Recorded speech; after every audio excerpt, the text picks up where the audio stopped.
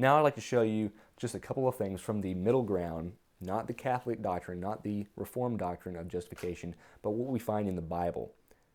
This, I do believe, is how we help to identify the church of the first century. Look at this chart with me real quick. You'll see a continuum, and on one end is doubt and the other end is faith, 0%, 100% respectively. This identifies how that faith is a continuum. You'll notice in Luke chapter 17, verse 5, if you were to read that, the disciples asked Jesus, they said, increase our faith, please. That's identifying the fact they had some faith, but they didn't have enough faith. And so you can have some faith without being saved is the natural conclusion. Or you can have some faith without having enough faith, and that implies the idea that you don't have enough faith to be saved, right? We're going to go through what I call the 4 criteria of a saving faith according to the Scriptures. And the first one is knowledge. Knowledge is just the fact of whatever you're believing in. So when Peter was asked by Jesus, who is the Son of Man? And he said, you're the Christ, the Son of the living God. That's the knowledge, the fact of what we're told to believe in. The second thing is just having that at your fingertips isn't enough. You have to believe it. You have to mentally agree with that fact. And then in James chapter 2 and verse 19, we see an example of this.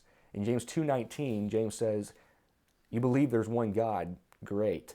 Even the demons believe and tremble.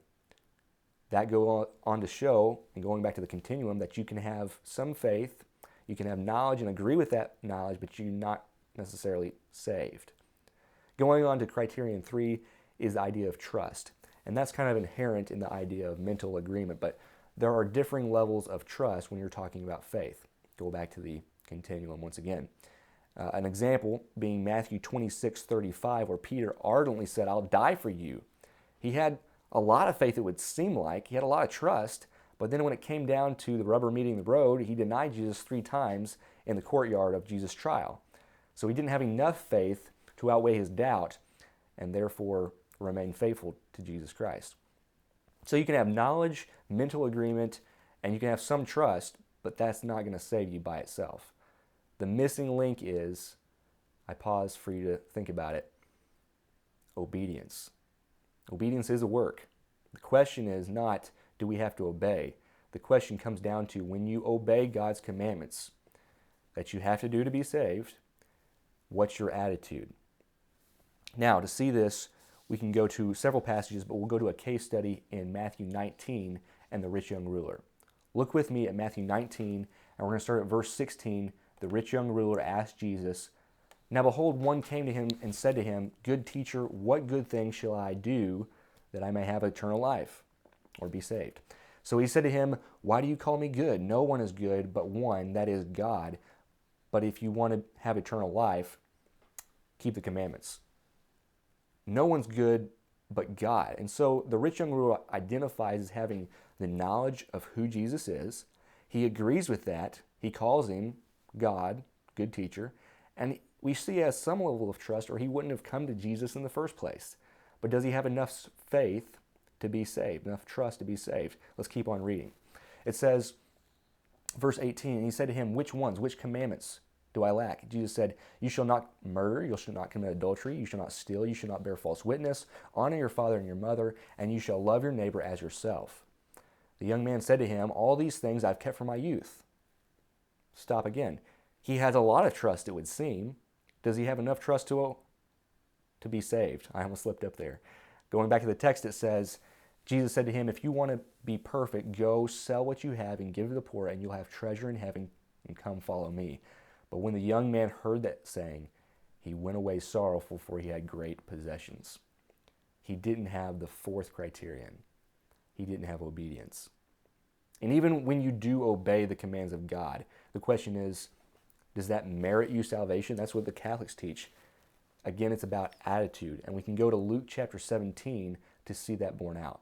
In Luke chapter 17, and we see in verse 6, Jesus is talking about faith. He says, if you have faith as a mustard seed. And he goes on to talk about a servant who serves his master. And when he serves his master, what's his attitude?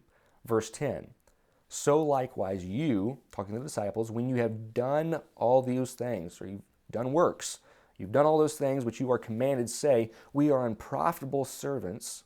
We have done what is our duty to do. Works are a duty, it even says here. You have to obey God's commandments. Follows with John 14:15, if you love me, keep my commandments. So we have to do something. Yes, we have to do something to be saved, but when you do those things, your attitude is not that you deserve God's salvation. God owes you his grace. The attitude is that even then, you don't deserve anything. And that is true because the first time you sinned meant you can never possibly deserve God's grace ever. But nonetheless, you do have to do something. The Reformers, Luther, Calvin, Zwingli were saying you don't have to do anything. The Catholics were saying that if you do enough works, you can not only earn your salvation, but perhaps your mother's salvation or some other person in purgatory. But the Bible teaches neither of those things. And in the middle is the biblical teaching of saving faith. And that's what I want to send you home with. Stay with us in the series about how to identify the church. The next lesson will be lesson 9 on the church and the Restoration movement found in the 1800s. So if you're interested in that, log on soon to see more in this series.